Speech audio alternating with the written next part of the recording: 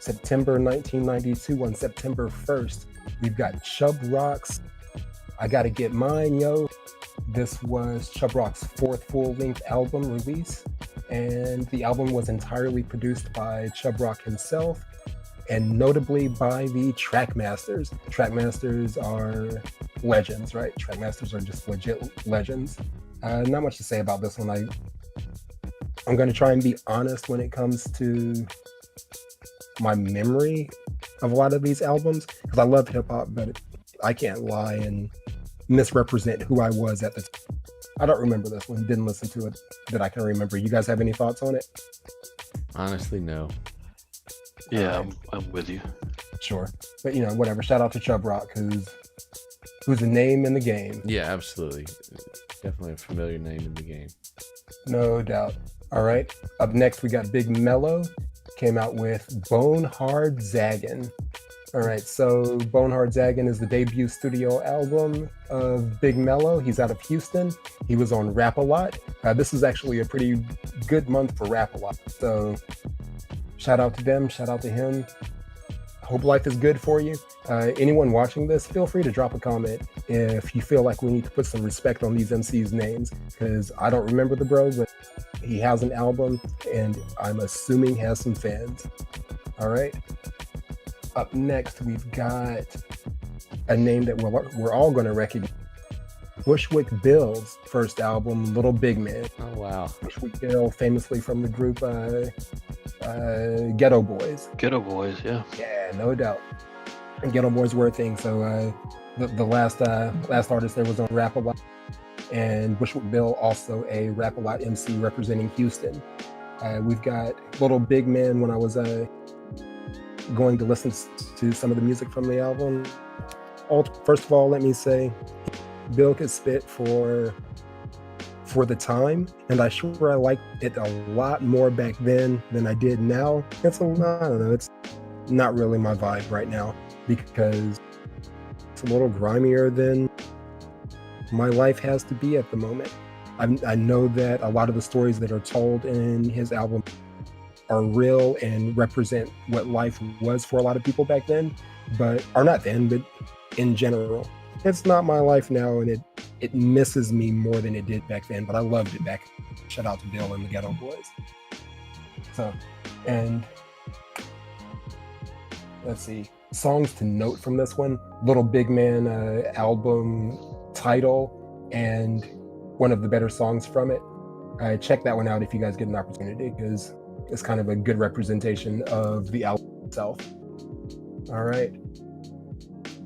After that, we got Willie D with I'm Going Out Like a Soldier. All right, I'm Going Out Like a Soldier by Willie D. This is a revolutionary, really. The song to note from this one, Rodney K. Rodney K for Rodney King. And Rodney King in this album, or in this song, is addressed as a sellout. If you remember, like with the whole, yeah, right on. This is timely too. This is, can't we all get along and all that? Oh, this is fresh. Hard on Rodney King. He goes in hard on Rodney King, and Rodney King does not survive this song. I'll just say that. If you get an opportunity, take a listen. It has a Dead Prez kind of a vibe. For those that know, early on, Dead Prez, lacking a smoother way of saying this, was pretty racist against white people. You know, It is what it is sometimes. It is what it is, you know what I mean? They were young, poor black kids from New York for Dead Prez. This guy, I'm not sure where he's from. I'm going to guess out west because of the passion with which he's rapping about the riots and all that. But maybe not. The album was released after a fallout with Ghetto Boys. Yeah, this was another guy who was on Rap-A-Lot for a minute. So he did some work with Ghetto Boys as well. Again, big month for Rap-A-Lot. I don't think it was released under Rap-A-Lot. Yeah, it was. It was even released under Rap-A-Lot. 3 albums so far released by them. But it's worth a listen just to get a respect for the more aggressive and angry aspect of race relations, specifically related to the riots and all of that. from not the hippie perspective. Kind of a cool thing. And then several of the songs are good. Another song on the album, Go Back to School, is addressing kids skipping school and throwing their lives away, and a message worthy of note. So I wish I listened to it back in the day, but I didn't. I listen to it now, and it's good and worthy of going back and checking out. All right. Up next, we've got JT the Bigger Figure, who's also a name in the game, with Don't Stop Till We Major. This is the debut album for him. He's coming off of, what's your record label? Lil Daddy Records. Don't have much to say about JT, but I remember the name. He's had a career, so shout out to him. All right. After him, we've got Public Enemy, right?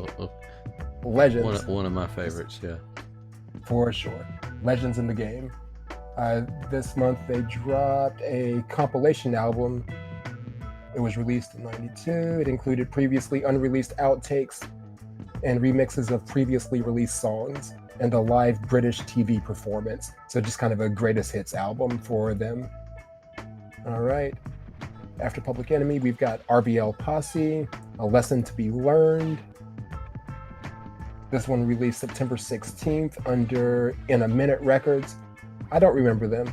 It's the debut album produced by Black C, DJ Switch, and TC. A Lesson to Be Learned gained mild success, peaking at number 60 on the top R&B and hip-hop albums. Back then, R&B and hip-hop were one genre and had to compete with each other. Thank God that changed. Yeah, despite being completely different. Right, no doubt. After that, we got The Lynch Mob, again, a name that we all sure. This is their debut album. This was under the label Street Knowledge. Several good songs there. It hit gold certification and worthy of review. The big singles from that one were Gorillas and Freedom Got an AK. So yeah, that one I remember for sure. All right. And then for my money, the gem of September was Redman's What album, right? This is the introduction to Redman. Redman is still considered one of the best MCs of all time. So debut of Redman, you get with this one, Blow Your Mind, Time for Some Action, Tonight's the Night, and Superman Lover, which was, I don't know, a classic for me, one of my favorite songs of all time. So shout out to Redman. He's a GOAT and a legend in the game. You can't make a top 20 list. Easy, he should be on everyone's top 20 MCs list. If he's not, then you get no respect from me. Where are we at where are we at in Wu-Tang chronologic history at this point? When Redman's putting out this, I mean, they all put out great. I would say they all, as far as I know, every single one of them had multiple solo albums that were very good. I'm a big Method Man fan, of course. It's easy to be a Method Man fan because he's great, but because he's the one. Yeah, but were they already any amount of albums deep as a collective at that point? Okay, so common misconception that Redman is a part of the Wu-Tang Clan. Boom! I just got. All right. Yeah, well, it's all good. It's a very common misconception. He and Meth were so close that people kind of associated them together. But this is before even they've linked up, I think, because again, this is his debut, and he was actually, what was Method Man's crew? Method Man is with, how can I think of his? He's got a different crew, but it's not Wu-Tang Clan. It's going to come to me, and I'm going to randomly say it in a little bit. But Redman had his own thing going. He got 4.5 mics in The Source, and this was back when The Source was a reputable magazine. I can't say enough about this album, and again, easily the jewel of September '92. This was a pretty big month for hip hop. I've been preparing for this segment for the past couple of weeks, and this is by far the biggest list of albums, which of course happens on a week like this. But up next, we've got Stunts, Blunts, and Hip Hop. This is by Diamond D. No idea who the bro is, but it's his debut album. I wish him nothing but success in his life. This is off of the label Chemistry Mercury Polygram Records.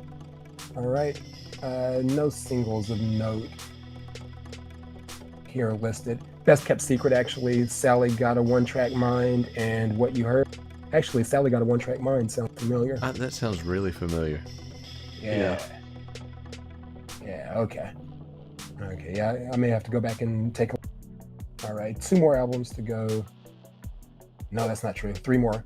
Up next, we got Showbiz and AG. Showbiz and AG released Runaway Slave. It's their debut album. Let's see. They are members of a legendary DITC. The album is now out of print.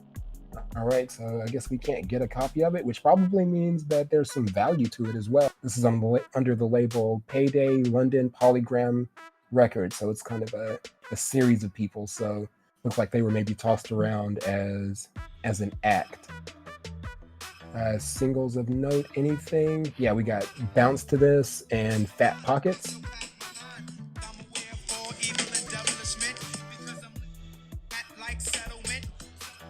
Runaway Slave. Runaway Slave. Yeah, I know that. Okay, I'm down. Given the 10-second clip there, it sounded good. Nice. All right. Up next, let's get back out to the West Coast. We got Compton's Most Wanted.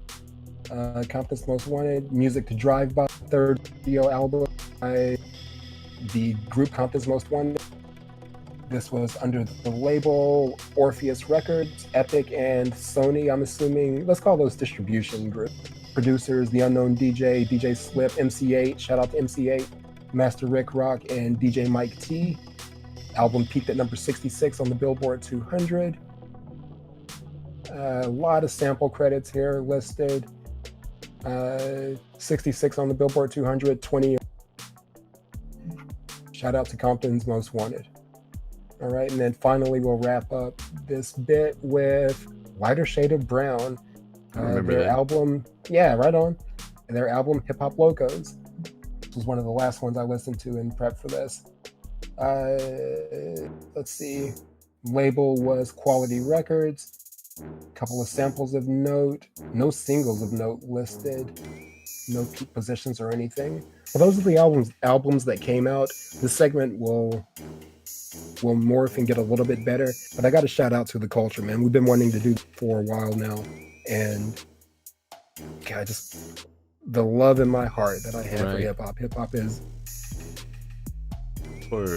the thing that moves me. It's the way that I move through life, the way that my kids and family move through life for the most part. Not necessarily Amy, but my daughters for sure.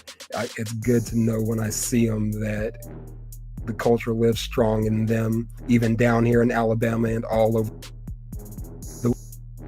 The way that, not just rap, because hip hop isn't just rap, but the way the culture has put its footprint on the planet, and you know your people when you see them. I couldn't talk about the 90s without shouting out the culture, and this is right around when that seed was planted in me, and you guys as well. I'm not making this just about myself.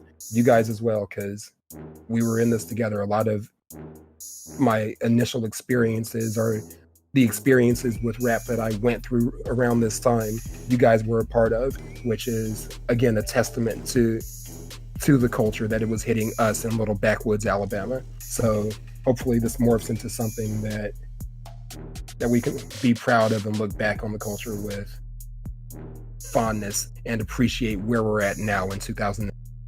So that's that for hip hop in September 92.